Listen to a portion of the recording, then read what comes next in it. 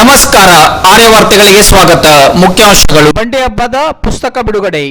ವಾರ್ತೆಗಳ ವಿವರ. ಪ್ರಸಿದ್ಧ ಬಂಡಿ ಹಬ್ಬದ ಕುರಿತ ಪುಸ್ತಕ ಬಿಡುಗಡೆ ಸಮಾರಂಭ ಸಂಭ್ರಮದಿಂದ ಜರುಗಿತು. ಅಕ್ಕೋಲಾದ ಗ್ರಾಮದೇವತೆ ಶ್ರೀ ಶಾಂತಾದುರ್ಗಾ ದೇವಾಲಯದ ಆವರಣದಲ್ಲಿ ರವಿವಾರ ದಿನಾಂಕ 12ರಂದು ವಿಘ್ನೇಶ್ವರ್ ಎನ್ ಗುನುಗ ಇವರು ರಚಿಸಿದ ಬಂಡಿ ಹಬ್ಬ ಪುಸ್ತಕ ಬಿಡುಗಡೆ ಸಮಾರಂಭ ನಡೆಯಿತು. ನಮ್ಮ ಈ ಕಾರ್ಯಕ್ರಮವು ಶುಭಾರಂಭಗೊಳ್ಳುತ್ತಾ ಇದೆ. ಅಪ್ಪಟ ಮಣ್ಣಿನ ಮಗ ಸಂಶೋಧಕ ಶ್ರೀ ವಿಘ್ನೇಶ್ವರ ಗುನುಗ ಈ ಕೃತಿ, ವಿಘ್ನೇಶ್ವರ ಗುನುಗ ಅವರ ಈ ಕೃತಿ ಮೌಲಿಕವಾದಂತಹ ಸತ್ಯದ ಎಲ್ಲ ಹೊರವುಗಳನ್ನು ನಮ್ಮೆಲ್ಲರೂ ಕದಬಿಡುತ್ತಾ ಎಲ್ಲ ಮೆಚ್ಚಲೇಬೇಕು. ಈಗಾಗಲೇ ಭೂತಾಯಿ ಎನ್ನುವಂತ ಅಪರೂಪದ ಕೃತಿಯನ್ನ ನಾಡಿಗೆ ಕೊಟ್ಟು ನಾಲ್ಕಾರು ಮರುಮುದ್ರಣವನ್ನು ಕೊಂಡು ಅಪಾರ ಜನಪ್ರಿಯತೆಯನ್ನು ಗಳಿಸಿದ ಭೂತಾಯಿಯ ಕೃತಿ ನಮ್ಮಲ್ಲಿದೆ. ಇದು ಅವರ ವಕೀಲರಾಗಿರುವಂತಹ ಶ್ರೀಯುತ ನಾಗಾನಂದ ಬಂಡ್ರು.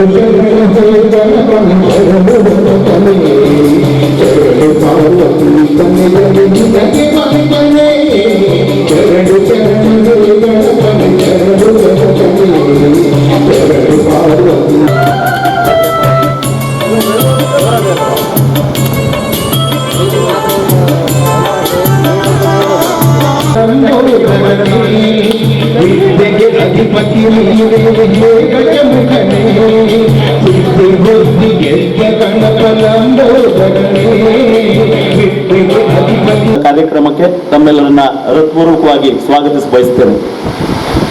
ನಮ್ಮ ಜನಪದದ ಜೀವನ ಕ್ರಮವನ್ನ ಮುಂದಿನ ಪೀಳಿಗೆಗೆ ಸಾಗಿಸುವ ಸೇತುವೆಯಾಗಿ ಬರೆದಿರುವಂತಹ ಬಂಡಿ ಹಬ್ಬ ಜಗತ್ತಿನ ಅತಿ ಪ್ರಾಚೀನ ಜಾತ್ರೆಯೊಂದರ ಅನಾವರಣ.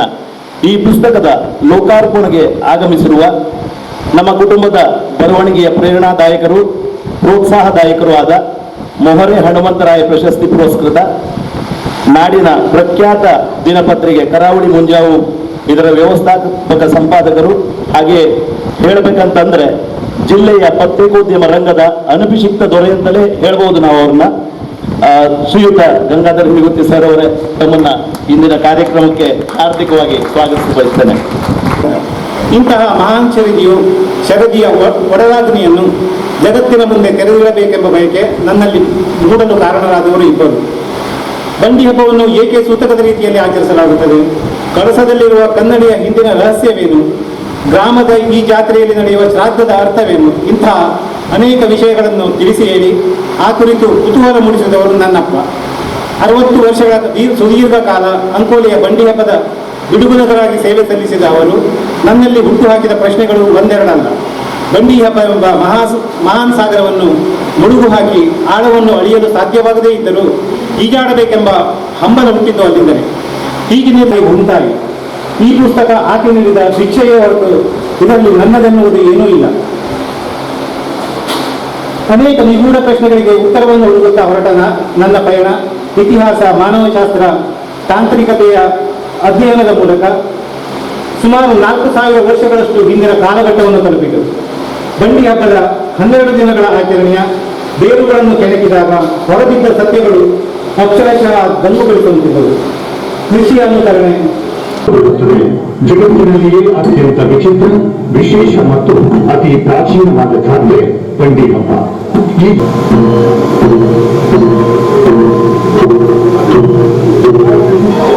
12 ದಿನಗಳ ಈ ಹಬ್ಬವನ್ನು ಗುರುಗಳು ಮತ್ತು ಕಟ್ಟಿಗೆದಾರರು ಸೂತಕದಂತೆ ಆಚರಿಸುತ್ತಾರೆ. ಮೂಡಿ ಬಂದಿರುವುದೇ ಈ ಹಣತೆ.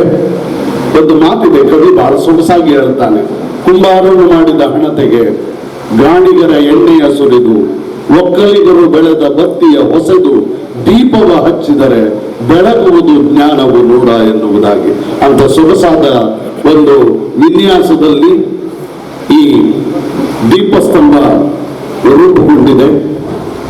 ಮಾತುಂಟು ನಮಗೆಲ್ಲ ಬಹುಶಃ ಚಿಕ್ಕಂದಿನಲ್ಲಿದ್ದಾಗಿಂದಲೂ ನೆನಪಾಗೋದು ಅಂಕೋಲೆಯ ಈ ಭೂಮತಾಯಿ ದೇವಸ್ಥಾನ, ಹುಲಿ ಚಪ್ಪರದ ಉಯ್ಯಾಲೆ, ಮತ್ತೆ ಆಡುಕಟ್ಟೆಯಲ್ಲಿ ಮುಖ ಆಡಿಸೋದು, ಕಾಜ್ಮೀಜಿ, ಕೋಳ್ಕುರಿ, ಕುರಿ ಕಡಿಯೋದು, ಇಂತಹ ಒಂದು ಅದ್ಭುತವಾದಂತಹ ಮತ್ತೆ ಅದ್ರ ಜೊತೆಯಲ್ಲಿ ಗುನುಗರಿಗೆ ವಿಚಾರ ಹಾಕುವಂಥದ್ದು, ಕಳಸ ಹೊತ್ತಂತಹ ಗುನುಗರು ಹಾಗೆ ವಿಚಾರ ಹಾಕುವಂಥದ್ದು, ಇಂತಹ ಹಲವಾರು ರೋಮಾಂಚನಕಾರಿ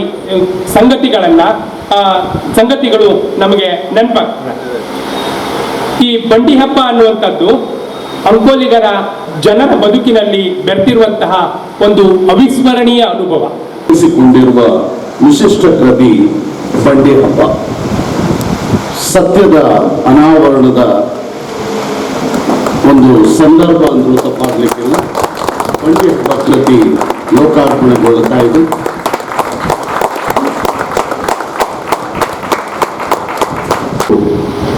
ನನಗೊಂದೇ ವಹಿಸ್ತು ಈ ಮುನ್ನುಡಿ ಮಾದರಿಯಲ್ಲಿ ಬರೆದುಕೊಡ್ಬೇಕಂತ ಹೇಳಿದವಾಗ ನಿಜಕ್ಕೂ ನಾನು ಗಲಿಬಿಲಿಗೆ ಬಿದ್ದೆ.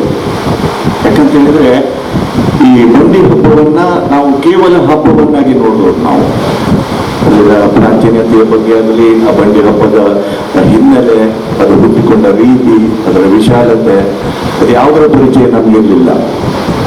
ಬಂಡಿ ಹಬ್ಬವನ್ನ ನಾವು ಚಿಕ್ಕಂದಿನಿಂದಲೂ ಒಂದು ಊರಿನ ಗ್ರಾಮ ದೇವರ ಒಂದು ಉತ್ಸವವಾಗಿ ಕಂಡಂತಹ ಸನ್ನಿವೇಶ. ಅದರ ಹೊರತಾಗಿ ಬಂಡಿ ಹಬ್ಬವನ್ನ ಈ ನಮ್ಮ ಇಂಗ್ಲಿಷ್ ಗುಣಿಗೆ ಏನು ವಿಮರ್ಶಿಸಿ ಬರೆದಿದ್ದಾರೆ, ಆ ಒಂದು ಶಾಸ್ತ್ರೀಯವಾಗಿ ನಾವು ಕಂಡಂಥವರಲ್ಲ. ಇವತ್ತಿನ ಸಂದರ್ಭದಲ್ಲಿ ಈ ಬಂಡಿ ಹಬ್ಬವನ್ನ ನಾವೆಲ್ಲರೂ ಬಹುಶಃ ಕೆಲವು ಮಂದಿ ಬಂಡಿ ಹಬ್ಬದ ಬಗ್ಗೆ ಒಂದು ವಿಚಾರಗಳನ್ನು ಹೊಂದಿರಬಹುದು. ಆದರೆ ನಾವೆಲ್ಲರೂ ಇವತ್ತಿನ ಸಂದರ್ಭದಲ್ಲಿ ಬಂಡಿ ಹಬ್ಬವನ್ನು ಆಚರಿಸುವಂತ ನಾವೆಲ್ಲರೂ ಇವತ್ತು ಶಾಸ್ತ್ರೀಯವಾಗಿ ಅದನ್ನ ನೋಡಿದ್ದೇವೆ. ನಾವಿವತ್ತು ಶ್ರೀಯುತ ಗಣಪತಿ ಗುಂಡೂರು ಮತ್ತು ಅದನ್ನ ಅಷ್ಟೇ ಹಿಂದುಗಡೆಯಿಂದ ಬಿಡುಗುಂಗತನದಲ್ಲಿ ಹಿಡ್ಕೊಂಡಂತಹ ನೀಲಪ್ಪರು, ಬಹುಶಃ ಅನೇಕರ ಮನೆಗಳಲ್ಲಿ ಆ ಚಿತ್ರಗಳು ಇವತ್ತು ನೋಡಬಹುದು. ಇವತ್ತು ಕಾಲ ಬದಲಾದಂತೆ ಇವತ್ತು ಶ್ರೀಯುತ ಉದಯ ಗುಂಡೂರು ಮತ್ತು ನಮ್ಮ ಶ್ರೀ ವಾಸುದೇವ ಗುಂಡೂರು ಆ ಕೆಲಸವನ್ನ ಅಚ್ಚುಕಟ್ಟಾಗಿ ನಿಭಾಯಿಸ್ತಾ ಇದ್ದಾರೆ.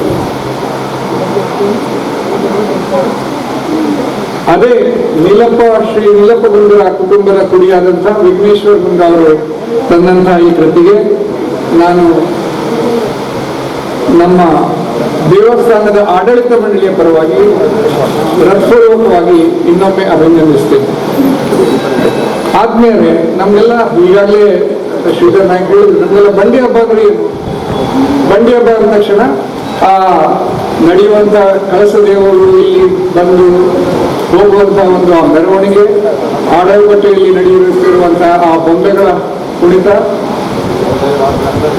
ಮತ್ತು ಆ ಉಯಿಲು ಚಪ್ಪರದಲ್ಲಿ ನಡೆಯುವಂತಹ ಕಾರ್ಯಕ್ರಮ ಎಲ್ಲಕ್ಕಿಂತ ಹೆಚ್ಚಿದ್ರೆ ಆ ಕೋಳಿ ಇದೊಂದು ತಾಯಿ ಭೂತಾಯಿಯ ಆಶೀರ್ವಾದ ಅಂತಂದ್ರೆ ತಪ್ಪಾಗಲಾರದು. ಶ್ರೀದೇವಿ ಇನ್ನೂ ಹೆಚ್ಚಿನ ಶಕ್ತಿಗಳನ್ನ ವಿಘ್ನೇಶ್ ಗುಂಡ ಅವರಿಗೆ ದಯಪಾಲಿಸಿ ಇನ್ನೂ ಅನೇಕ ಮೌಲಿಕವಾದಂಥ ಕೃತಿಗಳು ಅವರ ಗಂಗಾಧರ ಹೇಳಿದ್ರು. ನಾನು ಹೇಳ್ಬೇಕಂತಿತ್ತು, ಅವರು ಹೇಳ್ಬಿಟ್ಟು ಅವರ ಕುಟುಂಬದ ಒಂದು ಬರವಣಿಗೆಯಲ್ಲಿ ಇದೆಯಲ್ಲ, ಒಂದು ಅದ್ಭುತ ಶಕ್ತಿ ಇದೆ ಅವರಿಗೆ, ತುಂಬಾ ಅದ್ಭುತ ಶಕ್ತಿ. ನಾನು ನೋಡ್ತೇನೆ, ನಾನು ಸಹ ಪತ್ರಕರ್ತ, ಬಟ್ ನಾನು BSc ಮತ್ತೆ ಕನ್ನಡ ತಗೊಂಡಿಲ್ಲ, ಮಾರ್ಕ್ಸ್ ಕಡಿಮೆ ಬಿಡುತ್ತದೆ ಹೇಳಿ ಸಂಸ್ಕೃತ ತಗೊಂಡು, ಆದರೂ ಸಹ ಇದೇ ವೃತ್ತಿಗೆ ಬಂದಿಲ್ಲ. ಮಾರ್ಕ್ಸ್ ತಗೊಂಡಿದ್ದು ಹೌದು, ಬಟ್ ಇದೇ ವೃತ್ತಿಗೆ ಬಂದು. ಬಟ್ ವಿಘ್ನೇಶ್ವರ ಗುಣದ ಮತ್ತು ವಾಸು ಅವರು ಬರುವ ವರದಿಗಳನ್ನು ತಪ್ಪದೆ ಓದ್ತೇನೆ ನಾನು ಕರಾವಳಿ ನಿಜವಾಗಿ. ಯಾಕಂದ್ರೆ ಅವ್ರು ಬಳಸುವ ಶಬ್ದಗಳು ಎಷ್ಟೋ ನನಗೆ ಆಶ್ಚರ್ಯ. ಎಷ್ಟೋ ಸಲ ಅವ್ರ ಜೊತೆಗೆ ಮಾತಾಡಿದ್ದೇನೆ ನಾನು. ಯಾರೋ ಎಲ್ಲ ಹೇಳಿದ್ರು ಅವರು PhD ಮಾಡಬೇಕಿತ್ತು, ಅದೆಲ್ಲ ಎಲ್ಲವನ್ನೂ ಅವರು ಮಾಡಿದ್ದಾರೆ. ಅಷ್ಟು ಅದ್ಭುತ ಜ್ಞಾನ ಅವರಿಗಿದೆ. ಬಹುಶಃ ಒಬ್ಬ ತುಂಬಾ ಲಾಂಗ್ ಆಗಿ ಮಾತಾಡೋದು ಯಾರಾದ್ರೂ ಒಬ್ಬ ಹುಡುಗಿ ಹತ್ರ ಅಂತ ಒಂದು ಭಾವನೆ ಇದೆ. ಯಾಕಂದ್ರೆ ಲವರ್ಸ್ಗಳು 1 ತಾಸು 1.5 ತಾಸು ಹೀಗೆಲ್ಲ ಮಾತಾಡ್ತಾರೆ.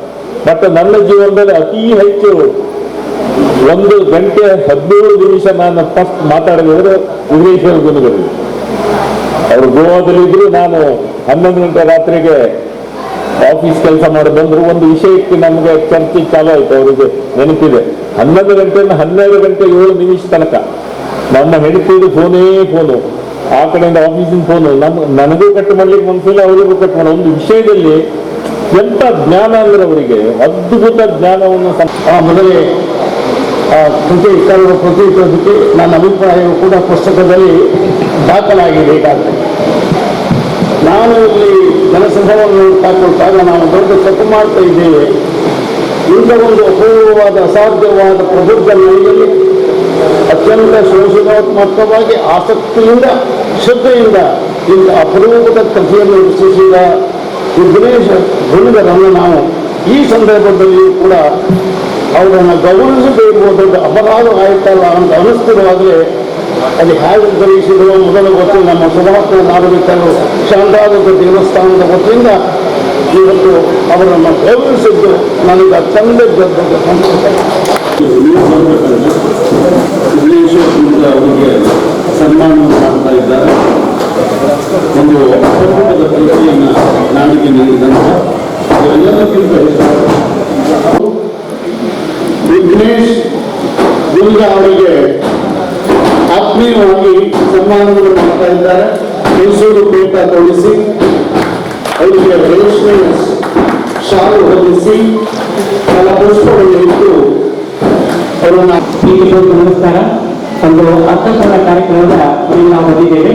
ಈ ಅರ್ಥಪೂರ್ಣವಾದ ಕಾರ್ಯಕ್ರಮವನ್ನ ನಡೆಸಿಕೊಟ್ಟಂತಹ ಎಲ್ಲ ವ್ಯಕ್ತಿಗಳಿರುವಂತಹ ಅತಿಥಿಗಳನ್ನ, ಅದಕ್ಕೆಲ್ಲ ಸಾಕ್ಷಿಯಾದವರನ್ನ ಗೌರವಿಸುವಂತ ಕೆಲಸ ನಡೆದಿದ್ದು. ಇಂದಿನ ಈ ಬಂಡಿ ಹಬ್ಬ ಪುಸ್ತಕದ ಬಿಡುಗಡೆಗೆ ಈ ಕೊನೆ ನಾಳೆ ಪ್ರಸಾರವಾಗುವ ಆರ್ಯ ವಾರ್ತೆಗಳೊಂದಿಗೆ ಮತ್ತೆ ಭೇಟಿಯಾಗೋಣ. ವಂದನೆಗಳು.